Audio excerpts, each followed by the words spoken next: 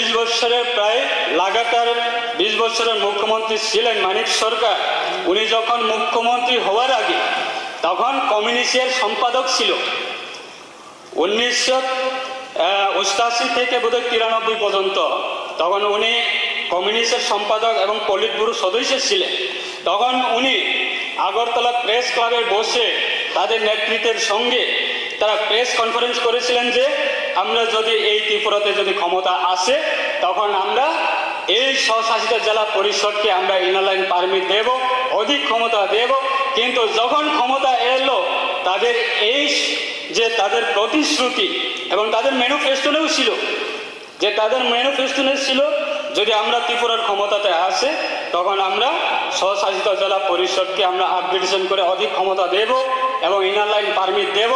তাদের এই যে দাবিগুলি যখন তারা ক্ষমতা এলো তখন এই রাজ্যের জনজাতিদের জন্য তারা কোনোদিনে কথা বলেনি। তার কারণে আজকে 2018 বিধানসভা নির্বাচনে আমাদের সারা রাজ্যে ত্রিপুরা রাজ্যের প্রায় জনজাতি অংশ প্রত্যেকটা সম্প্রদায় কমিউনিস্টকে পার্মানেন্টের জন্য ত্রিপুরা থেকে তাদেরকে বিদায় দেওয়া হয়েছে। কিন্তু আজকে এই অধিবেশন চলাকালীন সময়ে কিভাবে ষড়যন্ত্র তৈরি করে আবার মানুষের মধ্যে কিভাবে ঢোকার ব্যবস্থা করা যায় এই ষড়যন্ত্র তারা করছে। তাই আগামী দিনে আমাদের বিশ্বাস সেটাকে ওভারকাম করার জন্য আমাদের দেশের প্রধানমন্ত্রী নরেন্দ্র মোদীজির নেতৃত্বে এবং প্রাক্তন মুখ্যমন্ত্রী আমাদের ত্রিপুরার 2018 পরে বিপ্লব কুমার দেবজির নেতৃত্বে এবং বর্তমান রাজ্যের মাননীয় মুখ্যমন্ত্রীর নেতৃত্বে এখন আমাদের জনজাতির অংশের এই স্বশাসিত জেলা পরিষদকে নিয়ে যেহেতু কমিউনিস্ট কোনো কিছু করেনি, যেহেতু কমিউনিস্ট দীর্ঘ বছর সময় থাকার পরেও তারা কোনো কিছু করেনি, তার জন্য আমাদের সরকার ক্ষমতা আসার সঙ্গে সঙ্গে স্বশাসিত জেলা পরিষদকে সেটাকে আপগ্রেডেশন করার জন্য 125তম আইন সংশোধন করে টিটিসি গঠন করার জন্য আমাদের রাজ্য সরকারের ক্যাবিনেটের মাধ্যমে সিদ্ধান্ত নেওয়া হয়েছে। সেটা আমাদের ভারত সরকারের পার্লামেন্টারি স্ট্যান্ডিং কমিটির কাছে দেওয়া হয়েছে। তাই আমাদের বিশ্বাস এই রাজ্যের জনজাতিরা কোনোদিন কমিউনিস্টকে বিশ্বাস করবো না, কমিউনিস্টের সঙ্গে যাবে না। তাই আমাদের ঠিক আছে, আর 2 মিনিট মাননীয় অধ্যক্ষ মহোদয়, যেহেতু এই বিষয় আমাদের খুব অত্যন্ত গুরুত্বপূর্ণ, কারণ আমরা আঞ্চলিক রাজনীতি দল থেকে আমরা রিপ্রেজেন্টেটিভ করি, সেটা আমাদের একটা আইডিওলজি যে আমাদের গত 21 তারিখ আমাদের এই বাজেট সেশন শুরু হওয়ার সময় আমরা জানি সারা রাজ্যের ক্ষেত্রে ছাত্র সংগঠন টিএসএফ এবং বিভিন্ন ছাত্র সংগঠনের মাধ্যমে বন্ধ ডাকা হয়েছে এবং সারা রাজ্যের ক্ষেত্রে সারা রাজ্যের প্রত্যেকটা মানুষের বিভিন্ন ধরনের অনেক সমস্যা হয়েছে মনে হয়।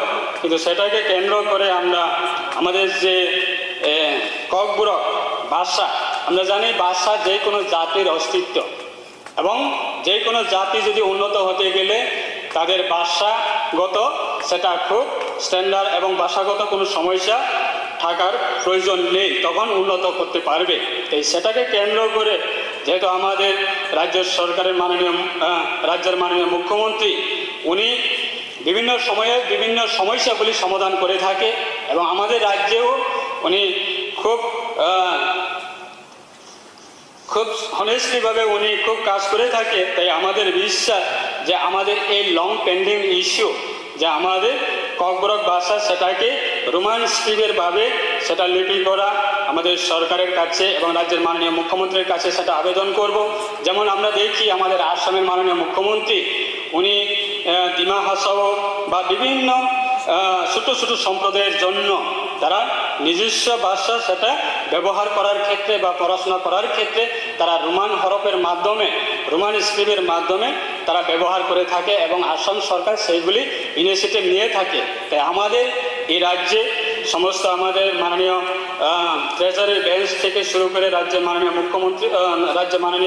মুখ্যমন্ত্রী এবং আমাদের পরিষদীয় মাননীয় মন্ত্রী এবং মন্ত্রী মহোদয়গণ এবং আমাদের যারা বিরোধী দলের যারা সদস্য রয়েছেন সবাই চাই যেহেতু এই রোমান স্ক্রিপ্ট হোক। তাই সেটাই আমরাও আমার ব্যক্তিগতভাবে আমি অনুরোধ রাখবো এই হাউসে মাননীয় অধ্যক্ষ মহোদয় আপনাদের মাধ্যমে যে আমাদের এই ককবরক ভাষা সেটা যেহেতু আমাদের সেন্টিমেন্টাল ইস্যু এবং সেন্টিমেন্টাল ইস্যু, যেহেতু এটা লং পেন্ডিং ইস্যু, যদি আমরা সেটা অবশ্যই ইনিশিয়েটিভ নিয়ে থাকে তাহলে অবশ্যই আমাদের রাজ্যের জনজাতিরা অবশ্যই বর্তমান সরকারের প্রতি সেটা অ্যাপ্রিসিয়েট করবে এবং রাজ্যের মাননীয় মুখ্যমন্ত্রী আপনাদেরকেও সেটা অ্যাপ্রিসিয়েট করবে। সেটা একটা ইতিহাস থাকবে, যেহেতু এই রাজ্যে না কংগ্রেস করেছে না কমিউনিস্ট করেছে, তাই তার কারণে 2018-তে ত্রিপুরার জনজাতিরা কংগ্রেসকেও ভোট দেয়নি এবং কমিউনিস্টকেও ভোট দেয়নি। তার জন্য চলো পাল্টাই এই স্লোগানের প্রতি, দেশের প্রধানমন্ত্রীর প্রতি, রাজ্য সরকারের প্রতি, রাজ্যের বিজেপি এবং আইপিএফটির প্রতি রাজ্যের মানুষ, সমস্ত আমাদের জনজাতি অংশের মানুষ সবাই সমর্থন করে সরকার পরিবর্তন করেছে। তাই আমাদের এই ছোট্ট একটা ইস্যুগুলি সেটা অবশ্যই দেখার জন্য রাজ্য সরকারের কাছে সেটা আমার আবেদন থাকবো।